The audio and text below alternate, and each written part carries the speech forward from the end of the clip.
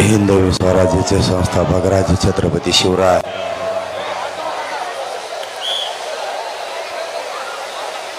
माऊली फाटा आणि माजलगाव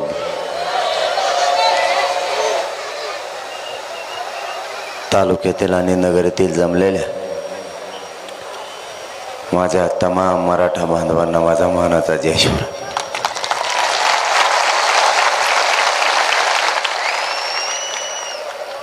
मी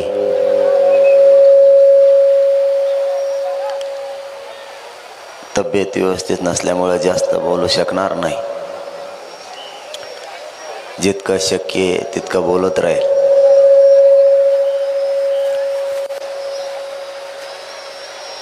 मराठा समाजाच्या आरक्षणाची ही लढाई आता अंतिम टप्प्यात आली. 24 डिसेंबर पर्यंत याच्यात बी काही फरक आहे का?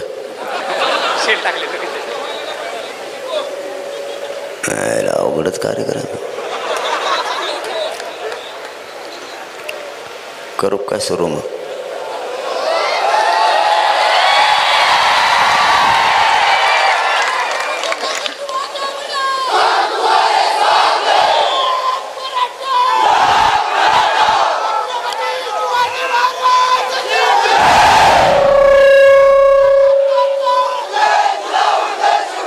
मराठा आरक्षणाची लढाई आता अंतिम टप्प्यात आली. डोळ्यासमोर आपले लेकरं ठेवा. तुम्हाला माझी हात जोडून विनंती आहे, डोळ्यासमोर लेकरं ठेवा. लेकराचं भविष्य डोळ्यासमोर ठेवा. तुमचं ध्येय हटू देऊ नका. मराठा समाजाला आरक्षण मिळवून देण्यासाठी आणि आपल्याच लेकराचं भविष्य घडवण्यासाठी आपल्याला एकजूट राहावं लागतंय.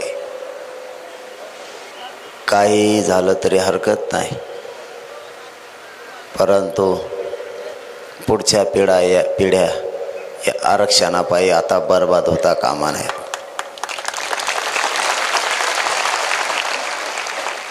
तुमच्या माजलगावसह बीड जिल्हा आणि संपूर्ण महाराष्ट्र सगळ्याच लोकांना खोट्या केसेस भोगल्यात.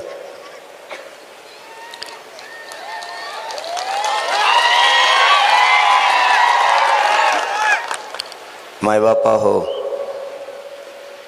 ही लढाई आपल्याला जिंकायची. किती जणांवर खोट्या केसेस करतील? 1000 2000. आपण 6 कोटी मराठे, 6 कोटी.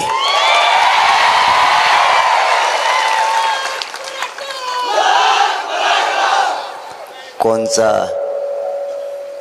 नेता मराठ्यांच्या पोराला गुतवतोय, कोणचा अधिकारी मराठ्यांच्या पोराला गुतवतोय, हे मराठ्यांच्या पक्क लक्षात आहे.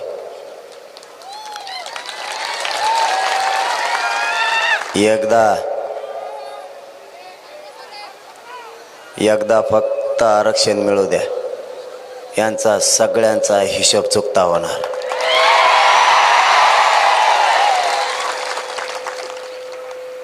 मराठा जर एकदा बोलला, मागं सरकत नाही. हिशोब होणार. आपल्या लेकराचा कल्याण होईपर्यंत त्रास सहन करा. त्यानंतर त्यांची गाठ सुद्धा आपल्या सोबत आहे.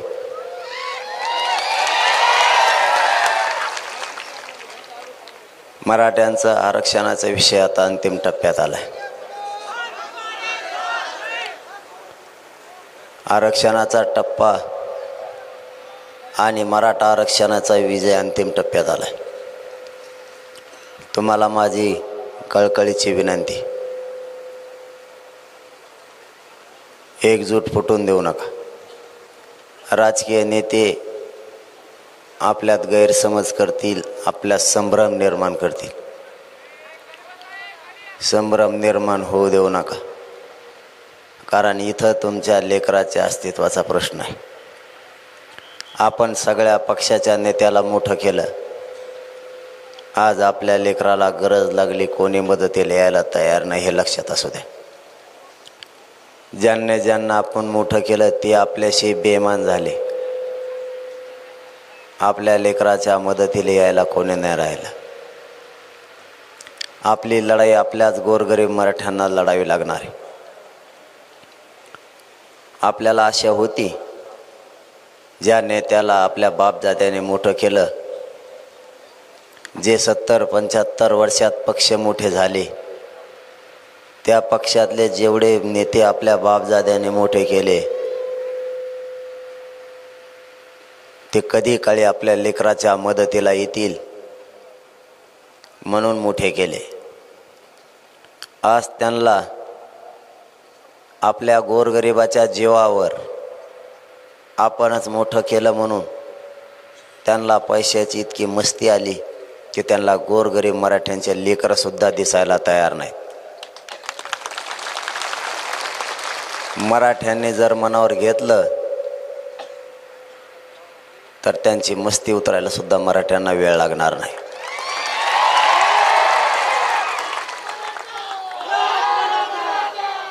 जे आपल्या मदतीला आले नाहीत त्यांची मस्ती मात्र 100% उतरायची विसरून जाऊ नका. आता विसरायचं नाही. 70 वर्ष आपण त्यांना मोठं केलं. आपल्या लेकराला मोठं कोण करणार? आपल्या लेकराचं दुःख वाटून घेणार कोण? आपल्या लेकराला आज थोडा आवाज कमी करतो का? कुठं बसलाय?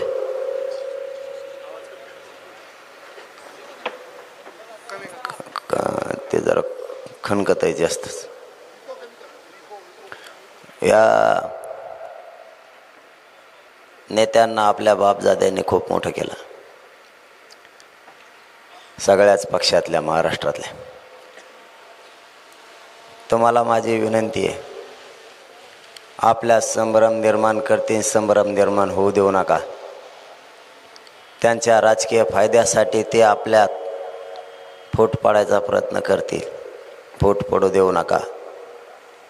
कारण आपल्या लेकराच्या पाठीशी कोणी उभा नाही. गोरगरीब मराठ्यांनाच आपल्या लेकराच्या पाठीशी उभा राहून आपल्या लेकराचा लढा आपल्यालाच लढावा लागणार आहे. कोणी किती आडवं पडू द्या.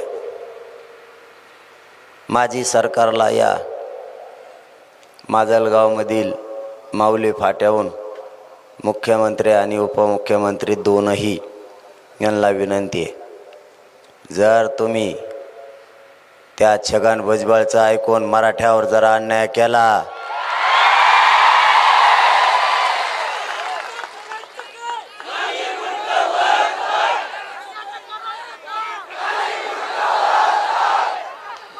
तर सरकारला सुट्टी नाही. गोरगरिबांच्या लेकराच्या अन्नात माती कालवण्याचं काम तो छगन भुजबळ करतो. त्याला थांबवा. कुऱ्हाडीची, कोयत्याची आणि जाती जातीमध्ये तेढ निर्माण करण्याची भाषा तो बोलतोय. मायबाप मराठ्यानो, तुम्हाला माझी विनंती, त्याचं स्वप्न आहे जाती जाती तेढ निर्माण झाला पाहिजे.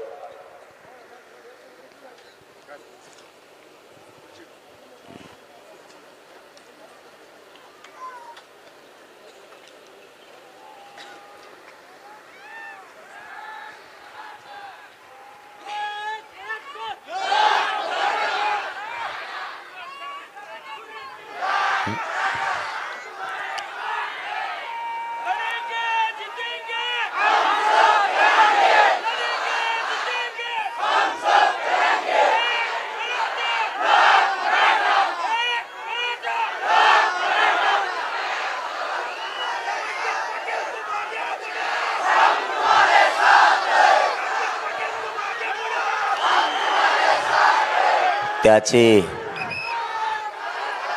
इच्छा आहे.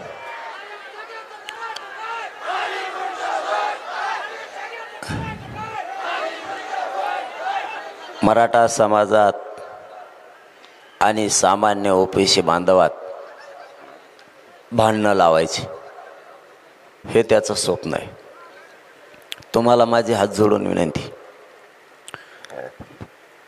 जातीय तेढ निर्माण होऊ देऊ नका. मराठ्यांनी शांतता बाळगा, कारण आरक्षणाचा दिवस जवळ आलाय. विजयाचा हा क्षण बघण्यासाठी मराठ्यांनी 70 वर्ष वाट बघितली. लेकरं एका टक्क्याहून जर हुकले, घरापर्यंत रडत यायला लागले.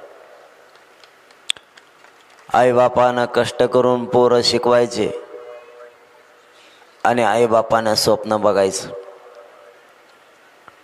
माझं लेकरू अधिकारी झाल्याच्या नंतर माझ्या वाट्याला आलेलं कष्ट कमी होईल. पण या आरक्षणानं मराठ्यांच्या स्वप्नाचा घात केला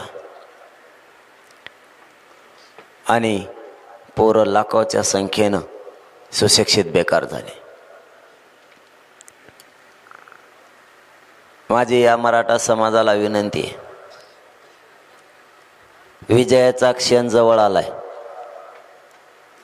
फक्त शांत राहा, जाळपोळ उद्रेक करू नका आणि मराठा आरक्षणासाठी आत्महत्या करू नका. करून जातोय दुसरा आणि येतंय शांततेत चाललेल्या मराठ्यांच्या आंदोलन करणाऱ्या पोरावर.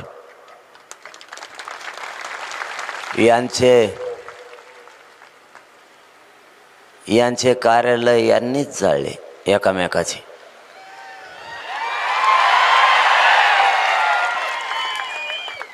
त्या छगन भुजबळचं पाहुण्याचं हॉटेल त्याच्याच पाहुण्यानं जाळलं.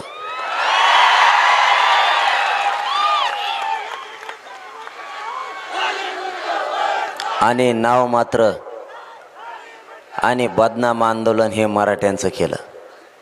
शांततेत चाललेलं आंदोलन बदनाम केलं. यांनी यांचे एकामेकाचे फोडायला सुरुवात केली. घुसखोरी यांनी केली आणि डाग मराठ्यांना लावला. त्याचं स्वप्न इथून पुढचं आहे, तेही तुम्हाला लगेच सांगतो. याला माहीत झालंय मराठी ओबीसी आरक्षणात गेले, हे याला पक्का माहीत झालंय. मग याच्या समोर एकच प्रश्न आहे, याच्या समोर एकच पर्याय आहे, तो म्हणजे जाती जातीत तेढ निर्माण करून जातीत जातीत भांडणं लावून दंगले घडवायचे आणि मराठ्यांचं ध्येय विचलित करायचं आरक्षणापासून. मायबापा, माझी तुम्हाला हात जोडून विनंती, मराठा आरक्षणापासून ध्येय विचलित होऊ देऊ नका. शांत राहा. कितीही अपमान केला तरी पचवा. मी सुद्धा पचवलाय. मी कधीच अपमान पचवत नाही, तरीही पचवला. ते छगन भुजबळ आंबडला आलतं.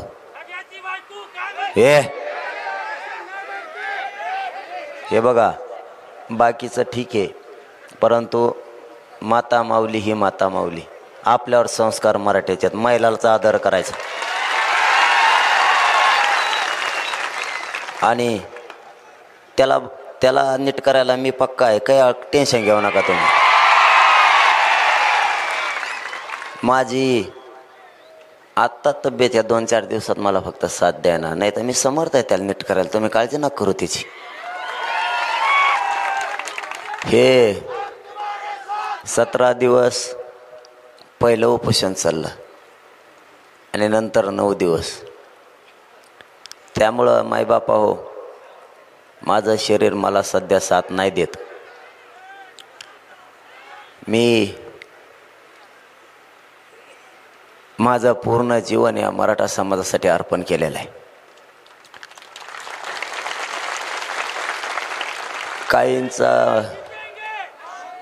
काहींचं म्हणणं आहे की आधी कुटुंब आणि मग समाज. माझं उलट आहे, आधी समाज आणि मग कुटुंब. मी आज जवळपास 4 ते 5 महिने झाले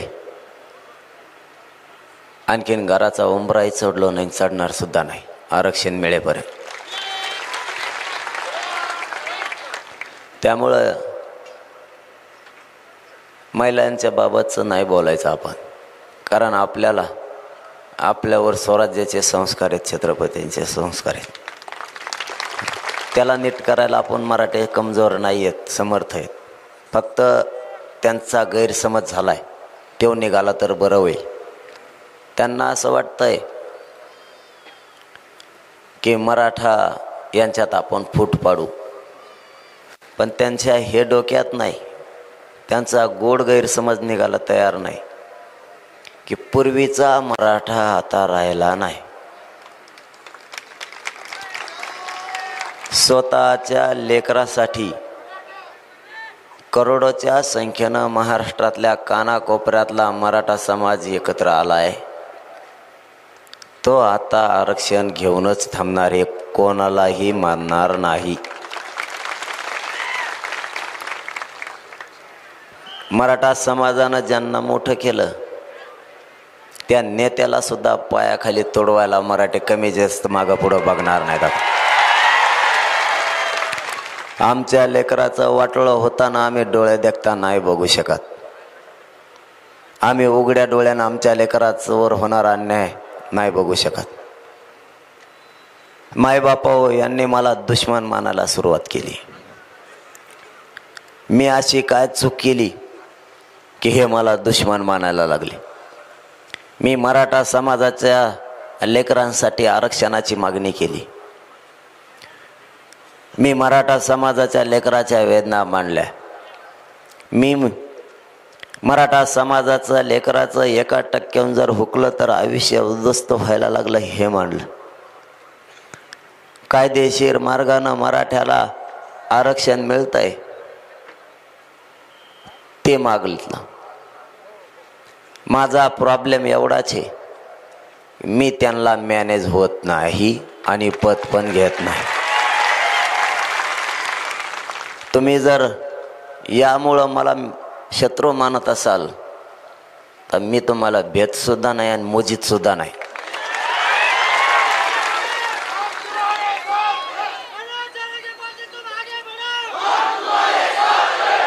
यांनी कुऱ्हाडीची कोयत्याची भाषा केली, जातीय तेढ निर्माण केल्याची भाषा केली.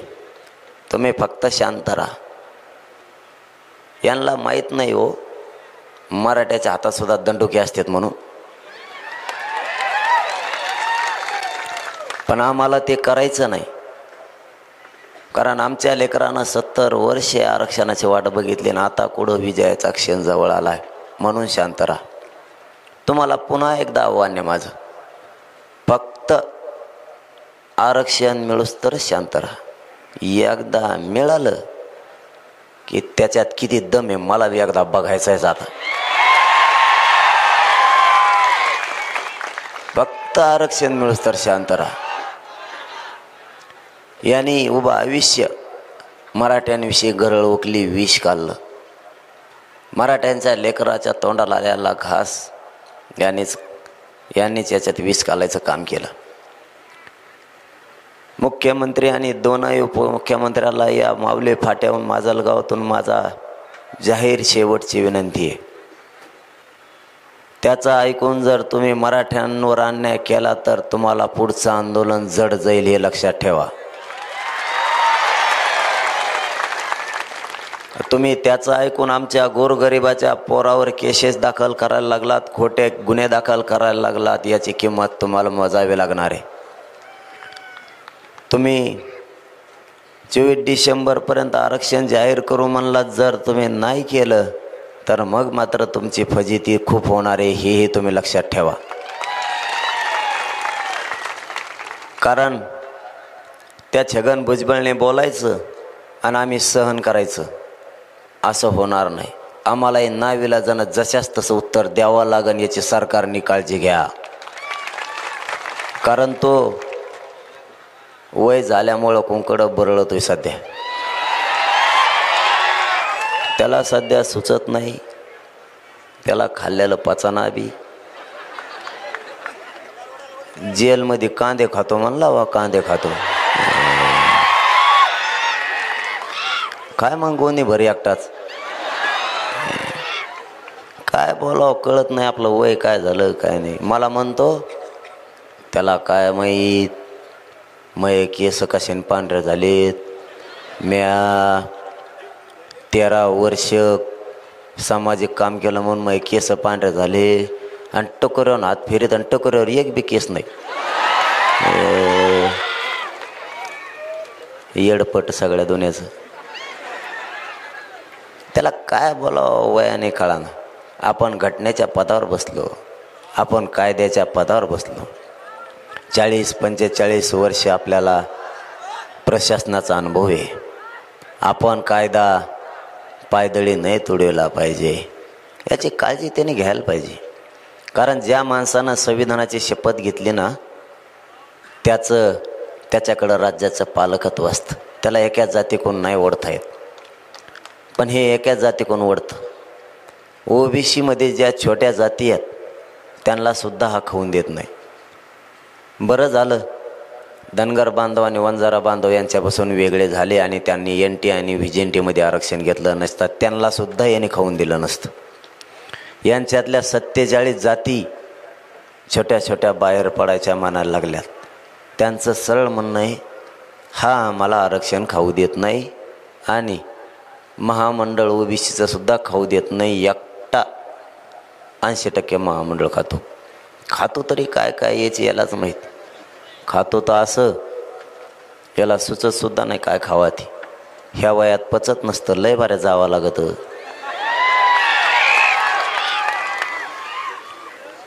त्याचं स्वप्न पूर्ण करू नका मायबापाव. त्याला जातीय दंगली निर्माण करायच्या तर आपल्याला नाही होऊ द्यायच्या. काही झालं तरी तुम्ही फक्त एवढ्या वेळेस माझं ऐका. आपल्याला हे शांततेत लढाई जिंकायची. शांततेच्या आंदोलनात इतकी ताकद आहे की निर्णयाच्या प्रक्रियेत हे आरक्षण येत नव्हतं, आपण निर्णयाच्या प्रक्रियेत आणलंय. इथं कोणाच्या तरी नातवाचं चांगलं होणार आहे, इथं कोणाच्या तरी भावाचं बहिणीचं चांगलं होणार आहे. या आरक्षणामुळं स्वतःच्या मुलाचं चांगलं होणार आहे. या महाराष्ट्रातल्या घराघरातल्या मराठ्यांच्या पोराचं या आरक्षणामुळं चांगलं होणार आहे. ही लढाई आपल्याला जिंकायची म्हणजे जिंकायचीच, काहीही झालं तरी हरकत नाही. आत्तापर्यंत आज सकाळपर्यंत दुपारच्या 12 वाजेपर्यंत 39 लाख मराठ्यांना आरक्षण मिळालं आहे. 39 लाख.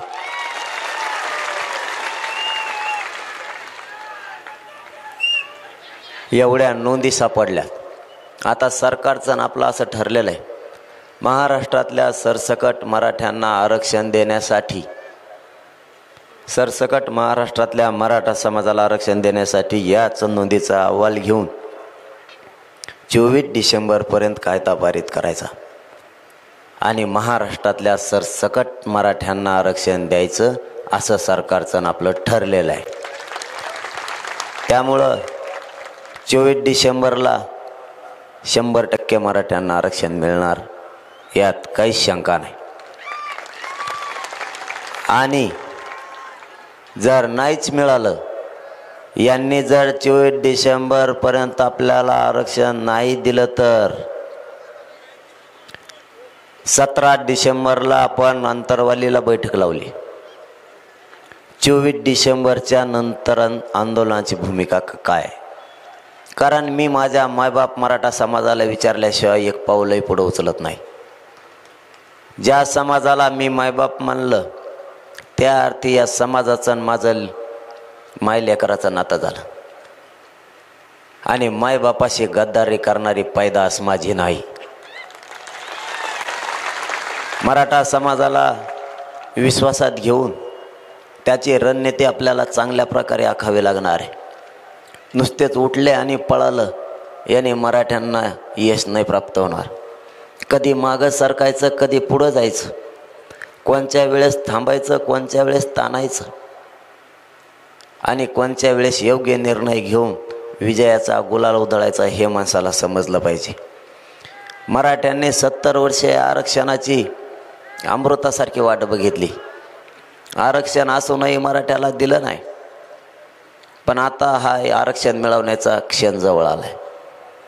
त्यामुळं गाफील न राहताच आता इथून पुढं सावध राहायचं आहे. कारण 24 डिसेंबरपर्यंत आपलीसुद्धा कसोटी आहे. कारण कसोटी यासाठी म्हणतो मी कसोटी यासाठी म्हणतो की मी माझी पाठ नाही थोपटून घेत, परंतु 3 दिवसापासून जर अंगात ताप आहे आणि चालता येत नाही, या उपोषणामुळं किडण्या आणि लिव्हरसुद्धा सुजलेलं आहे, तर कोणताही माणूस असू द्या तो आराम करणार अगोदर. पण मी सलाईन घेऊन तुमच्यात आहे. मला आत्ताही मी सलाईनच लावून आलेलो आहे. बघा, मी थांबत नाही. कारण ज्या अर्थी मी या समाजाला जीवन अर्पण केलं आहे तिथं मरायला काय व्हायचं, म्हणून मी रात्रंदिवस तुमच्यात आहे. मी तुमच्यात जागृती करतोय, तुम्हाला शांततेचं आवाहन करतोय. अशी संधी आपल्या लेकराला पुन्हा नाही येणार. या संधीचं आपल्याला सोनं करायचं आणि आपल्या लेकराला एवढ्या वेळेस आयुष्याची भाकरी, आयुष्याचं आरक्षण द्यायचं, एवढंच काम करायचं. म्हणून जातीपेक्षा मोठं नेत्याला नका मानू, आपल्या लेकराला मोठं माना आणि त्याच्यासाठी प्रयत्न करा. ही लढाई जिंकल्याशिवाय आपल्याला नाही मागं हटायचं. मराठ्यांच्या कोणाच्या तरी घरात आता आरक्षण जायला सुरुवात झाली. सरसकट घेण्यासाठी आपल्याला 24 डिसेंबरची वाट बघायची. 17 डिसेंबरला महाराष्ट्रातल्या सगळ्या स्वयंसेवकानं, आयोजकानं साखळी उपोषण करते, आमरण उपोषण करते. वकील, डॉक्टर, व्यावसायिक, साहित्यिक, अभ्यासक, तज्ज्ञ आणि मराठा समाज यांनी 17 तारखेला 9 वाजता सकाळी यायचं आहे, 6 वाजेपर्यंत सायंकाळच्या. कारण आपल्याला सविस्तर या पुढच्या आंदोलनाची दिशा ठरवायची आणि ते दिशा ठरवल्याच्या नंतर यशच मागं घेऊन यायचं आहे. यश मात्र हातात घेऊनच यायचं आहे, त्याशिवाय हटायचं नाही. कारण गडबड करून चालत नाही. गडबड केल्याने फसण्याची शक्यता दाट असते. विचारपूर्वक जर मराठ्यांना विचारून एकदा ठरवलं आपण यशस्वी झालो. आणि तेच मी करतो. एकटा निर्णय नाही घेत, सगळ्यांना विचारून घेतो. एखादा कुटुंब घरातलं जर चालवायचं असलं तर जरी एखादा घरातला करता असला तरी त्याने जर घरातल्या सगळ्यांना विचारून जर एखादा निर्णय घेतला तर सगळं घर त्याच्या पाठीशी ठाम उभा राहतं. कारण त्यांनी सगळ्याला मान सन्मान देऊन निर्णय घेतला आहे. तो माणूस कधीच अपेशी होत नाही आणि त्याचं कुटुंबसुद्धा कधीच फुटत नाही. आपला समाज जर आपला मायबाप हे तर यांना विचारून जर निर्णय घेतला तर मग तो टोकाचा असो किंवा कसलाही असो तो यशस्वी होतो. आपल्याला छत्रपती शिवरायांचं स्वराज्य आपल्या डोळ्यापुढं आहे. किती गनिमे काव्याने स्वराज्य उभा केलं. कुठं मनगटाचा वापर केला, कुठं बुद्धीचा वापर केला, कुठं शक्ती वापरली, कुठं नाही वापरली, कुठं एकच मावळा पाठवला तर कुठं फौज पाठवली. फौज पाठवली कशी, वापस आली कशी, विजय मिळवायचा कसा, याच्या सगळे मूलमंत्र आणि सूत्र छत्रपती यांच्या विचारात आहे.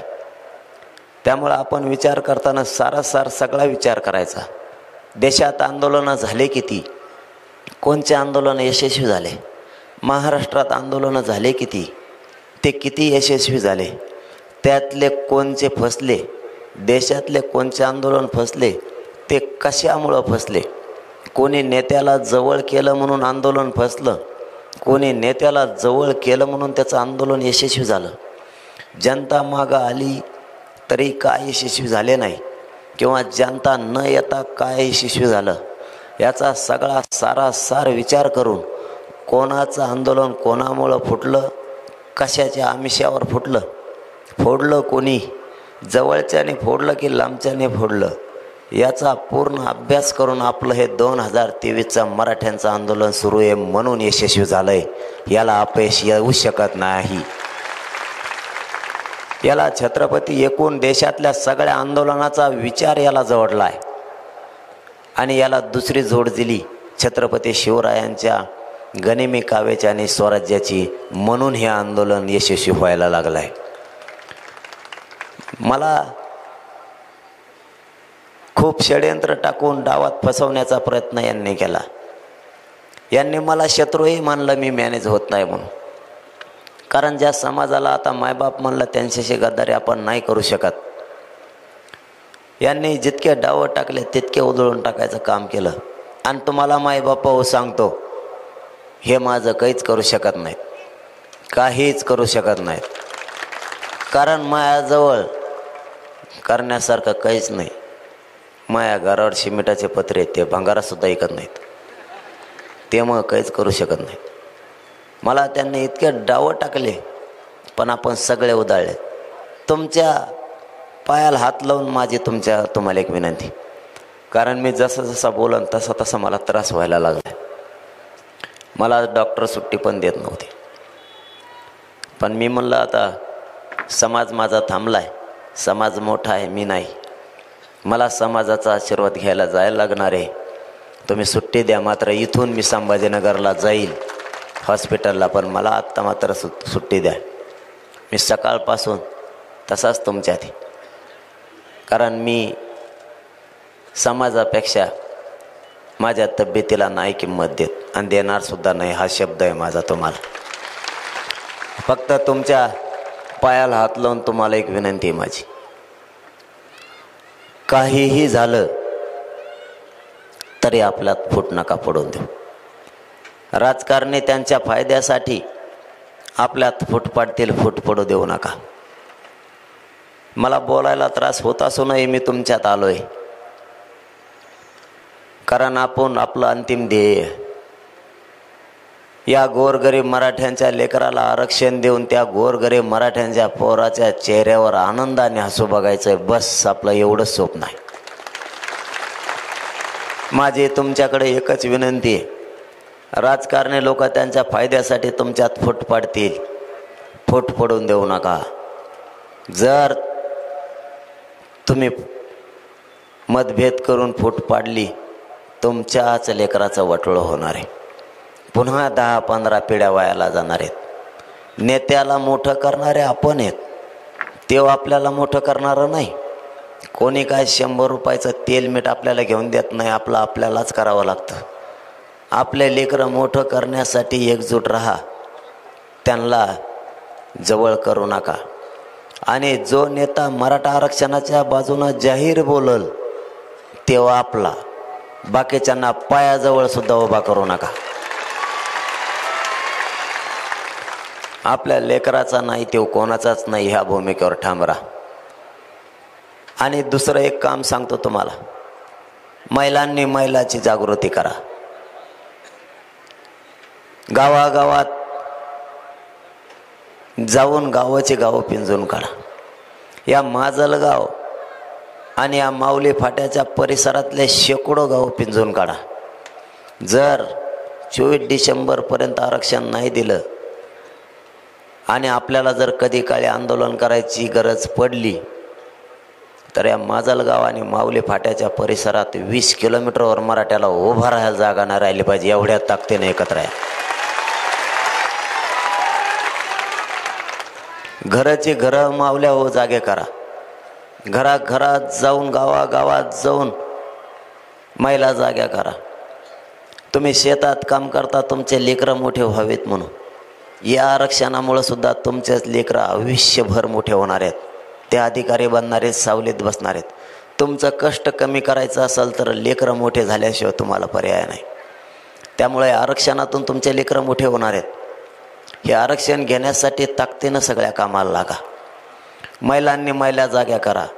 तुमचे किती भांडणं झाले असली एकमेकी संग तरी पण तुम्ही एकमेकीला बोला. महिलांनी सांगा, जरी आपले नळावर एखाद बार भांडणं झाले असले तरी एवढी बार सोडून दी. तो ह्या लेकाचं हित आहे, माया पण लेकाचं हित. आपण सगळ्या मायला मिळू, ताकदीनं लढवून आरक्षण मिळू. इतक्या ताकदीनं काम करा. पुरुषांनी गावोगाव पिंजून काढा. उद्यापासून कामाला लागा. घराघरातला मराठा पुन्हा एकदा जागा करा. लाखोच्या संख्येनं मराठा पुन्हा एकदा उसळला पाहिजे शांततेत. आता काम वाढवा, कारण आपली सुद्धा 24 डिसेंबरपर्यंत कसोटी. आरक्षण घेतल्याशिवाय सरकारला सुट्टी नाही. त्यांच्या छाताडावर बसायचं, पण आरक्षणच घ्यायचं. आता सुट्टी नाही. काही झालं तरी सुट्टी नाही. गावाची गावं जागे करा. जाता जाता तुम्हाला एवढंच सांगतो, मला तुमच्या पाठबळाची गरज आहे. मी तुमच्या बळावर तिथं जीवाची बाजी लावून बसतोय. मला तुम्ही खांद्याला खांदा लावून लढायला पाहिजे. मला तुमच्या आशीर्वादाची गरज आहे. माईबापाओ, तुम्ही मागं हटू नका. या राजकारण्यांचं ऐकून तुमच्या लेकराचा वाटोळं करून घेऊ नका. माझी तुम्हाला पुन्हा पुन्हा तीच विनंती आहे की मी तुमच्या जीवावर आणि तुमच्याच बळावर तिथं माझे जीवाची बाजी लावून बसतो. मी बसलेला असताना मरायला सुद्धा भेट नाही. 17 दिवस आणि 9 दिवस उपोषण केल्यामुळं माझं शरीर मला साथ देत नाही. तरीही मी माझ्या मायबाप मराठ्यासाठी एकही इंच मागं हटायला तयार नाही. तुमच्याकडून मला काय अपेक्षा नाही, एवढी एकच अपेक्षा आहे की तुम्ही खंबीरपणानं साथ द्या. तुमच्या पाठबळाची मला गरज आहे, कारण माझे गोरगरीब मराठ्यांच्या पोरं इथं मोठे होणार आहेत, म्हणून तुमच्या साथीची गरज आहे. तुमच्या आशीर्वादाची गरज आहे. तुम्ही खंबीर साथ द्या. तुमच्या पाठबळाशिवाय हे आंदोलन पुढं सरकणार नाही. मी तुम्हाला जाता जाता एक शब्द देतो, माझा जीव जरी गेला तरी या महाराष्ट्रातल्या मराठा समाजाला आरक्षण मिळवून दिल्याशिवाय हा तुमचा मुलगा 1 इंचही मागं हटणार नाही. हे शब्द तुम्हाला देतो आणि थांबतो. जय जिजाऊ, जय शिवराय.